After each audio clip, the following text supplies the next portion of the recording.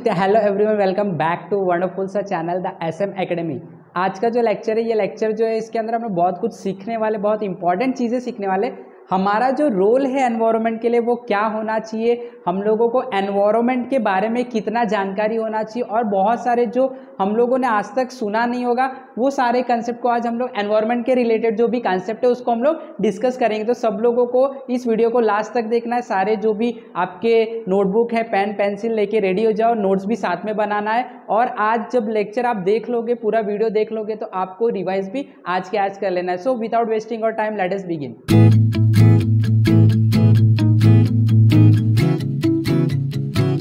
So now हम लोग इतना सारे चीज़ें एनवायरनमेंट से रिलेटेड समझते आए, सीखते आए। Biotic factor, abiotic factor, ecosystem, conserve हम कैसे करेंगे एनवायरनमेंट, हम लोग एनवायरनमेंट को पॉल्यूट कैसे करें, ये सारे चीज़ें हमने डिस्कस किया, राइट। अब इतना सारा डिस्कस करने के बाद अब हमारा मेजर रोल क्या होना चाहिए एनवायरनमेंट के लिए, उसको हम डिस्कस करेंगे। तो you can see my role in environment.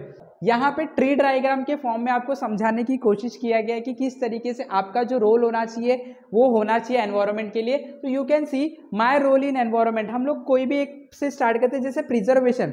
तो एनवायरनमेंट देखो, बेसिकली एनवायरनमेंट हमारे यूजफुल के लिए, राइट, हमारे यूज के लिए एनवायरनमेंट के सारे जो चीज़ें, चाहे वो बायोटिक चीज़ है चाहे वो एबायोटिक चीज़ है, ये सारे हम लोग यूज कर रहे हैं, राइट। तो उसका प्रिवेंशन हमारा एक मेजर रोल होगा, हमारा एक मेजर रिस्पॉन्सिबिलिटी होगा, right. So preserving whatever has been left over. अब हम लोगों ने तो ठीक है, कोई हम लोगों ने लिमिट नहीं रखी, हमने उसे कंज्यूम करते गया। जो भी एनवायरनमेंट में मटेरियल थे, चाहे वो एबायोटिक है चाहे वो बायोटिक है, हम लोग उसको यूज करते गए। कोई रोकने वाला नहीं, कोई टोकने वाला नहीं, हम ही रोते, राइट। लेकिन अब ऐसा नहीं चलेगा। अब जो भी आपके पास मटेरियल लेफ्ट ओवर है एनवायरनमेंट में, उसे आप प्रिजर्व करने की कोशिश करो, क्योंकि ये आपके भी यूजफुल के लिए होगा और जो आने वाली जनरेशन है उनको भी बेनिफिट होगा इस चीज से।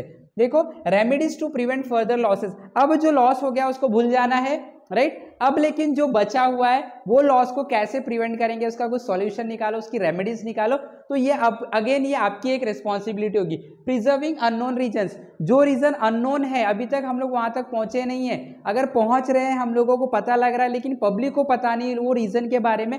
वहां पे बहुत सारे एनवायरनमेंट के स्पीसीज है, बहुत सारे एनिमल्स है, बहुत सारे बायोटिक एबायोटिक फैक्टर है, बट यहाँ तक बहुत लोगों को पता नहीं। तो इसको प्रिजर्व करने की कोशिश करो। तो again it is your responsibility, right. So this is prevention is one of your very important responsibility that each and every individual should take. Okay, now conservation. Conservation मतलब वही हो गया बेसिकली प्रिजर्वेशन। जितना बचा हुआ उसको किसी तरीके से कंजर्व करके रखो, उसको बचा के रखो और नए नए टेक्निक अपनाओ उसको कंजर्व करने के लिए, बचाने के लिए। आप अपना एक योगदान दो, एक रोल, मेजर रोल प्ले करो, हीरो बनो एनवायरनमेंट के लिए। And this is one of our responsibility. Then next, control factor. कुछ हम लोग कंट्रोल लगाए इसके ऊपर। क्या करें? कंट्रोल लगाए एनवायरनमेंट को प्रिजर्व करने के लिए। एनवायरनमेंट के अंदर जो भी एबायोटिक बायोटिक फैक्टर है, इकोसिस्टम को कंजर्व करने के लिए हम लोग कुछ कंट्रोल मेजर लगाए। तो प्रिवेंटिंग हार्म से बचाओ। जैसे कि एनिमल की रियरिंग होती है, एनिमल को मारा जाता है फॉर ह्यूमन बेनिफिट, तो ये सबको प्रिवेंट करने की कोशिश करो, कंट्रोल करने की कोशिश करो।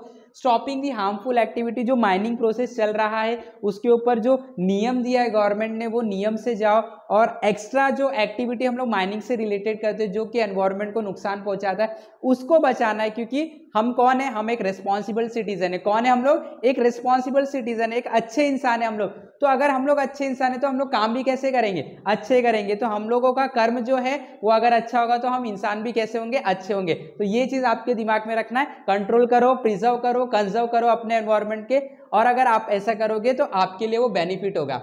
Changing the mindset. पब्लिक जो है, जो हार्म पहुंचा रहे हैं एनवायरनमेंट को, उनको अवेयर करो कि ये जो हार्म आप पहुंचा रहे हैं ये आपको ही तकलीफ देने वाला है। उनको अवेयर करो, उनका माइंडसेट जो दिमाग की ख्यालात है उसको चेंज करने की कोशिश करो, राइट। तो वैसे बाबा नहीं बनने का आप लोगों को। बाबा लोग ही क्या करते? माइंडसेट बदलते। नहीं, वैसा कुछ नहीं करना, जो जादू टोना नहीं करना। आप लोगों को जो पब्लिक के जो लॉस जो कर रहे हैं उनको बताना है कि लॉस करने से आपका इसमें नुकसान है, तो अवेयर करना है। सो सम ऑफ द कंट्रोल मेजर ये जो आपको लेना है, ये आपकी रिस्पॉन्सिबिलिटी। प्रोडक्शन। अब जो एनवायरनमेंट में प्रोड्यूस हो रहा है, या तो आर्टिफिशियली जो प्रोड्यूस हो रहा है, उसके ऊपर थोड़ा सा आपको देख रेख करना है। Revival of harm factor of the environment. जितने भी आपने नुकसान पहुंचा है एनवायरनमेंट में, उसकी थोड़ी स्टडी करो। क्या लॉस था, क्या फ़ायदा होने वाला है, आगे अगर हम ऐसे करते रहेंगे तो क्या हमारे लिए फ़ायदा होगा, क्या नुकसान होगा, फ्यूचर जनरेशन के लिए क्या होगा, इस पर थोड़ा सा डिटेल स्टडी करो, एक एनालिसिस करो।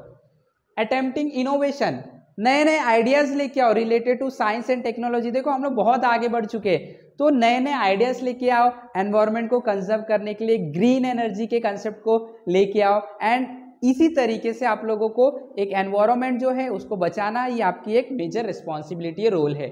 अवेयरनेस, दूसरों को बताओ, जो लोगों को इसके बारे में नहीं पता, आप तो समझदार हो ना, तो अगर आप समझदार हो तो जो लोग समझदार नहीं है, जो लोग गलत काम कर रहे हैं एनवायरनमेंट को लेके, उनको आप समझाओ, अवेयरनेस क्रिएट करो, एजुकेशन दो, उनको गाइडेंस दो, अवेयरनेस दो, इमिटेशन दो। ऑर्गेनाइजेशन जो है, एक ऑर्गेनाइजेशन सेटअप करो जहाँ पे आप जो लोकल पब्लिक से उनको बताओ, उनको स्टडी करवाओ, उनको टीचिंग दो कि एनवायरनमेंट आपके लिए किस तरीके से बेनिफिशियल है। पार्टिसिपेशन कराओ, अलग अलग एक्टिविटी ऑर्गेनाइज करवाओ अपने लोकल अथॉरिटी में, अपने सोसाइटी में, और पब्लिक को बढ़ चढ़ के हिस्सा लेने दो, उनको सिखाओ। तो ये भी आपकी एक रेस्पॉन्सिबिलिटी होगी रिलेटेड टू एनवायरनमेंट। और जब आप अच्छा एनवायरनमेंट के लिए करोगे तो आपके साथ भी अच्छा ही होगा। So this are very important responsibility. Prevention, preventing possible harm, जो भी हार्म हो रहा है, जैसे कि पेड़ काटे जा रहे हैं, एनिमल को मारे जा रहे हैं, माइनिंग कोई भी लिमिट में किए जा रहे हैं, तो इस तरीके से हम बोल सकते हैं एक थ्रेट है, ये लॉस है ये एनवायरनमेंट के लिए, तो इसको आपको बचाना है। डिजाइनिंग न्यू प्लान्स, नए नए प्लान तैयार करो एनवायरनमेंट को रिलेटेड, एनवायरनमेंट के नए नए नियम तैयार करो। तो ये सब भी आपकी responsibility. Factor harmful to the environment, जो फैक्टर एनवायरनमेंट को हार्म पहुंचाता है उसको ढूंढने की कोशिश करो, उसके ऊपर कुछ हम बोल सकते हैं एक्शन लो। इस तरीके से ये सारे चीज जो है वो आपकी रिस्पॉन्सिबिलिटी है। Being the citizen of the country, being the part of an earth, आपको ही अर्थ को बचाना है, आपको ही इकोसिस्टम को बचाना है। अगर आप ये काम करते हो तो आपके लिए ही वो बेनिफिट होगा। So this are some of the important responsibility, आपका रोल है और आपको इसे करना ही होगा। आगे बढ़ते हैं। हॉटस्पॉट्स और बायोडाइवर्सिटी, ये बहुत इंपॉर्टेंट, ये कुछ एक्स्ट्रा नॉलेज हम लेंगे। हॉटस्पॉट और बायोडाइवर्सिटीज क्या होते हैं? हॉटस्पॉट एक ऐसा इलाका होता है, ऐसा रीजन होता है जहां पे हम लोगों को अलग अलग स्पीसीज दिखाई देती, अलग अलग प्रजाति दिखाई देती, जो पॉपुलर नहीं होते, हर जगह नहीं मिलते हैं। वैसे चीजों को या तो वैसे रीजन को हम क्या बोलते हैं? हॉटस्पॉट बोलते हैं। तो ये बायोडाइवर्सिटी से रिलेटेड है, मतलब ये प्लांट और एनिमल से रिलेटेड है on the earth, right? Correct. तो आपको क्या समझ में आया हॉटस्पॉट के बारे में? हॉटस्पॉट एक ऐसा रीजन होता है जहां पे जो प्रजाति पाई जाती है related to plant, related to animal, वो सारे जगह नहीं पाई जाती है, राइट? तो वो हॉटस्पॉट रीजन होता है। तो देखते हैं इसके बारे में हमें क्या दिया गया है। सी 34 highly sensitive biodiversity spots are reported all over the world. Such area had once occupied 15.7% area of the earth. क्या बोल रहा है? देखो, हमारे पूरे विश्व में अर्थ पे ऐसे 34 बायोडाइवर्सिटी के हॉटस्पॉट्स है, ऐसे 34 जगह है हमारे अर्थ पे जहां पे इतने अलग वैरायटीज के स्पीसीज पाए जाते हैं जो दुनिया भर में कहीं नहीं मिलेंगे आपको। सिर्फ वही 34 लोकेशन पे अलग अलग तरीके की प्रजाति मिलेगी। ऐसे लोकेशन को ही क्या बोलते हैं? बायोडाइवर्सिटी की हॉटस्पॉट बोलते हैं, right? Okay, at present okay, one more thing, 15.7, तो एक टाइम था जब हमारा पृथ्वी बहुत अच्छा था, हमारे पृथ्वी पे पूरी तरीके से एनवायरनमेंट का कहर था, एनवायरनमेंट बहुत अच्छे से खुशहाली से जी रहा था। तो उस टाइम पे हमारे पूरे वर्ल्ड में 15.7%, देखो ये बहुत बड़ा अमाउंट है, अगर हम देखेंगे तो 15.7% जो है वो हॉटस्पॉट्स थे। सिर्फ हॉटस्पॉट की बात की जा रही, मतलब ऐसे रीजन जहाँ पे अलग अलग टाइप के एकदम अलग तरीके की प्रजाति पाई जाती थी एनिमल्स और प्लांट की। Okay, at present 86% of the sensitive area are already destroyed.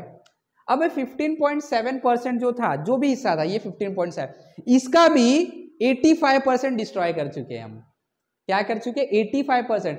मतलब 15.7 को आप इतना मान लो, ये पृथ्वी बहुत बड़ी है, उसमें से ये 15.7% था। क्लियर? अब इसमें से भी जो 85% है, देखो 15.7 मतलब इसको पूरा 100 मान लो, ये आपका 100 हो गया। क्लियर? इसमें से भी 85% डिस्ट्रॉय कर चुके हैं हम लोग, सिर्फ 15% बचा है, राइट?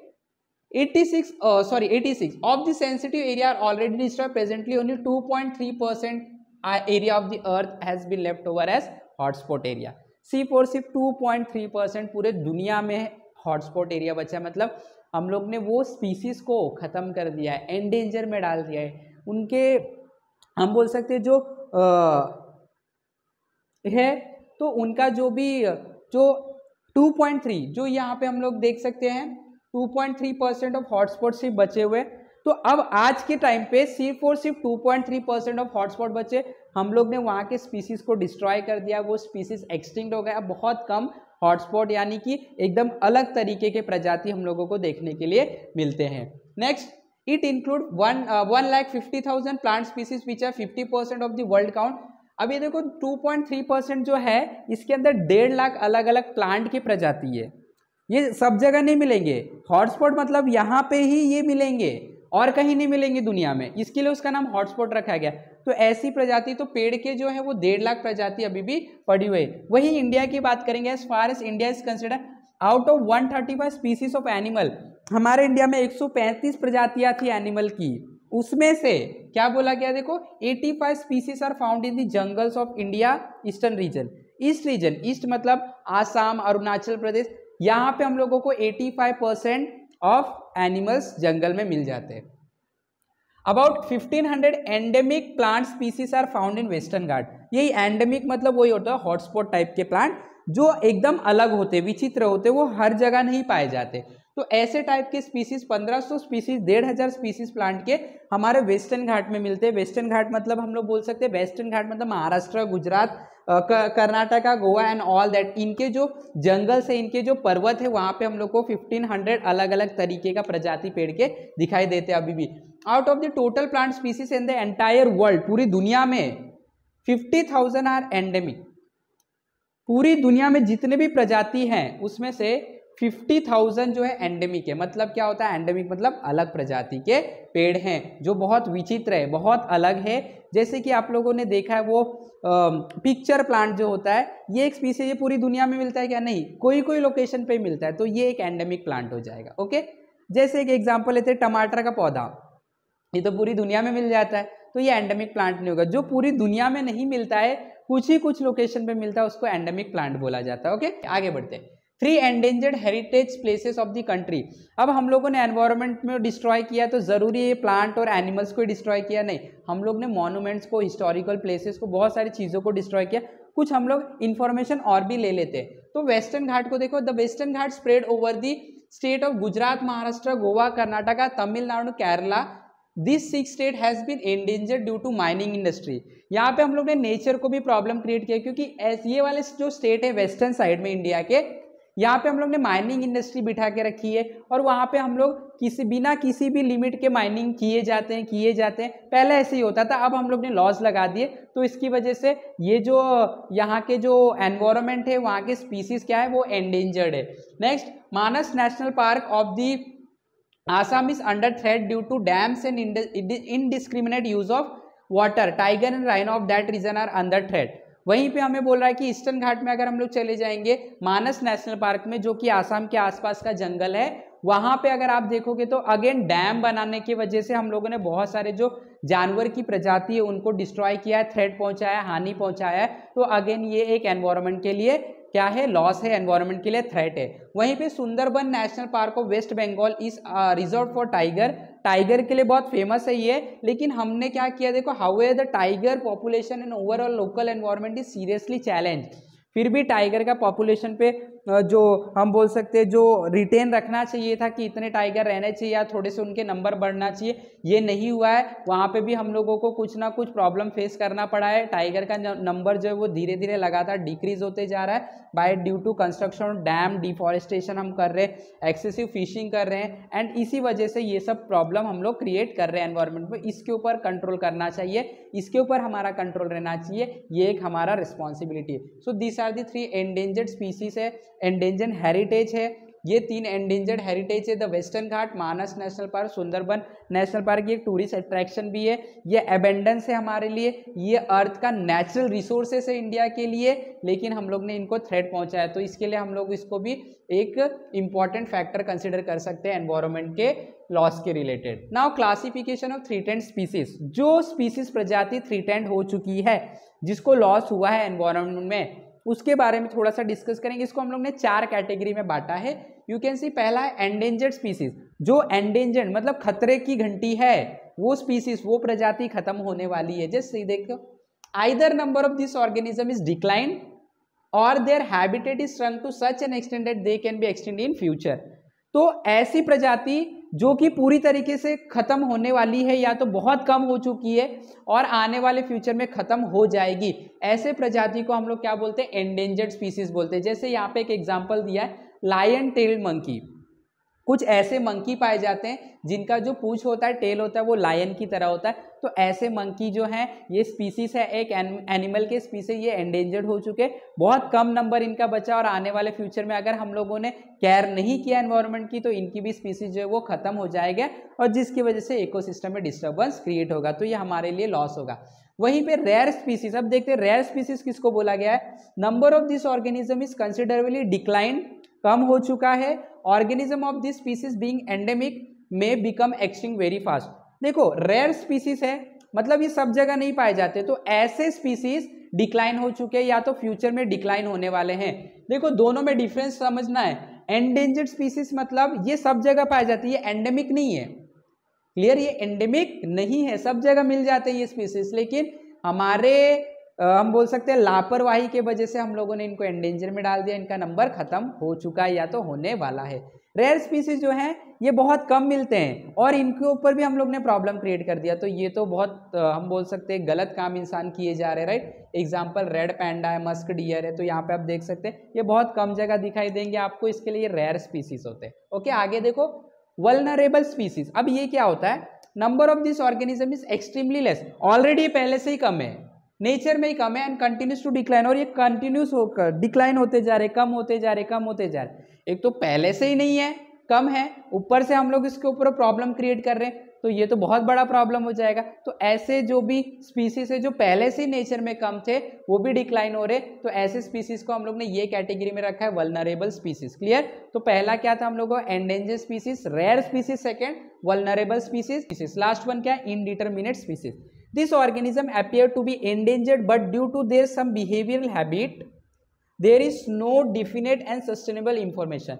ये कुछ स्पीसीज हमारे नेचर में पाए जाते हैं जिनका हम बोल सकते हैं खतरा तो है ही खत्म होने का, बट इनके बारे में हम लोग को ज्यादा इंफॉर्मेशन नहीं मिला, तो ऐसे स्पीसीज को हम लोग इनडिटरमिनेट स्पीसीज बोलते हैं, राइट। तो आई होप कि सब लोगों को समझ में आ गया। अब कुछ आपको बातें याद रखनी है, कुछ आपको बातें पता होनी चाहिए, देख लेते हैं। International union for conservation of nature, IUCN, international union for conservation of nature एक संस्था है, prepares the red list that contain the name of endangered species from different country. तो देखो करने वाले बहुत लोग हैं, तो ये एक संस्था है जो लोग रेड लिस्ट बनाते हैं जिसके अंदर जो स्पीसीज एंडेंजर्ड है, खत्म होने वाले, उनकी उन लोग के पास लिस्ट है, उनको प्रिजर्व करने का काम करते हैं। ये दिमाग में रखना आपको, फिलिंग द ब्लैंक्स में आ सकता है। यहाँ पे देख सकते हो 22 May is observed as world biodiversity day. Next, world wild life fund WWF, boxing वाला नहीं, WWEN WWF नहीं, world wild life fund publish a survey in 2008। According to it about 30% of the animal species have been extinct over the period of 35 years. हमें क्या बोल रहे थे, देखो 2008 में एक लिस्ट जारी की गई थी, जिसके कौन जारी किया था, वर्ल्ड वाइल्ड लाइफ फंड। इन्होंने बताया कि एग्जैक्टली 35 सालों में 30% स्पीसीज जो है खत्म हो चुकी है। 1975 से लेकर 2005 के बीच में हम लोगों ने 30% प्रजाति को खत्म कर दिया है, तो this is very great loss for the environment. आगे ये बातें आपको याद रखनी है। As per wild life protection act 1972, as per clause 49A, trading of the rare animal has been completely ban. ये हमारे संविधान का नियम है, ये वाइल्ड लाइफ प्रोटेक्शन के नियम है कि आप लोगों को किसी भी एनिमल की रेयरिंग नहीं करनी है, पूरी तरीके से बैन किया गया है, बिजनेस भी नहीं करना है। एज पर क्लॉज 49B, और एक कानून है 49B, ये बोलता है use of article prepared from skin और organ of wild animal has been ban. अगर कोई भी आप प्रोडक्ट बना रहे हो जो कि एनिमल के स्किन से बना है तो इसको भी बैन किया गया according two clause 49B। 49A जो है वो बताता है कि आप ट्रेडिंग नहीं करोगे, 49B बताता है कि आप उनके स्किन से बने हुए प्रोडक्ट को यूज नहीं करोगे, बैन हो चुका है, कोई बनाएगा भी नहीं। Next, as per clause 49C, disclosure of the stock of artifact made from rare wild animal is compulsory. तो कोई भी आप चीज़ें बना रहे वाइल्ड एनिमल से तो आप लोगों को उसके बारे में इंफॉर्मेशन गवर्नमेंट को देनी पड़ेगी अकॉर्डिंग टू 49C। तो आप इसे बताओगे, डिस्क्लोजर ऑफ द स्टॉक आप ये बताओगे। Destroying a plant is to destroy everything, ये तो आपके दिमाग में आपके जहन में बिठा लो। डिस्ट्रॉइंग ए प्लांट, अगर आप एक प्लांट को डिस्ट्रॉय करें तो it is equal to destroying everything. Practice afforestation to conserve environment में एफॉरेस्टेशन, पेड़ लगाओ, फॉरेस्ट बनाओ, इससे आप एनवायरनमेंट को प्रोटेक्ट करोगे। फॉरेस्ट इज वेल्थ, पूरी तरीके से जितने भी आपके जंगल है आपके कंट्री में, आपके वर्ल्ड में, वो एक वेल्थ है, उसके अंदर एबेंडेंस मनी छुपा हुआ है, उसको एक तरीके से यूज किया जाए, उसको कंजर्व किया जाए, प्रिजर्व किया जाए अपने बेनिफिट के लिए और फ्यूचर के बेनिफिट के लिए। Environmental protection is value education, environment किस तरीके से प्रोटेक्ट किया जाता है वो सीखो, दूसरे को सिखाओ, ये एक शिक्षा है। Provident use of paper is prevention of deforestation, तो पेपर जो है उसका एक लिमिटेड यूज करो जिसकी वजह से आप डिफॉरेस्टेशन को प्रिवेंट कर सकते हो। To practice the environmental protection is to development of the human society, अगर आप एनवायरमेंट को प्रोटेक्ट कर रहे हो, प्रैक्टिस कर रहे हो ये चीज़, तो आप एनवायरमेंट को प्रिजर्व कर रहे हो। Pure air pure water is की टू हेल्दी लाइफ, और एक आपको हेल्दी लाइफ जीना है, तंदुरुस्त लाइफ जीना है, अच्छी लाइफ जीना है, तो एयर हेल्दी रहना चाहिए, वाटर हेल्दी रहना चाहिए, एनवायरनमेंट हेल्दी रहना चाहिए, तो आप भी हेल्दी रहोगे। तो this are some of the very important thing that each and every individual, each and every citizen of the country must know. तो जैसे कि आपको मैंने बताया, मैं भी बहुत कुछ सीखा हूँ, आपको भी मैंने बहुत कुछ सिखाया, इसी तरीके से आप भी दूसरों लोगों को सिखाओ, एनवायरनमेंट के बारे में अवेयरनेस क्रिएट करो, एनवायरनमेंट की रक्षा करो, अपनी रक्षा करो एंड वर्ल्ड की रक्षा करो। तो आई होप कि सब लोग को समझ में आ गया। फटाफट वीडियो को लाइक कर देना है, शेयर कर देना है, चैनल पे नए हो तो सब्सक्राइब भी करना है। इसी तरीके से हमारे साथ सीखते रहे, हमारे साथ जुड़े रहे। Have wonderful learning, have wonderful day, thank you very much.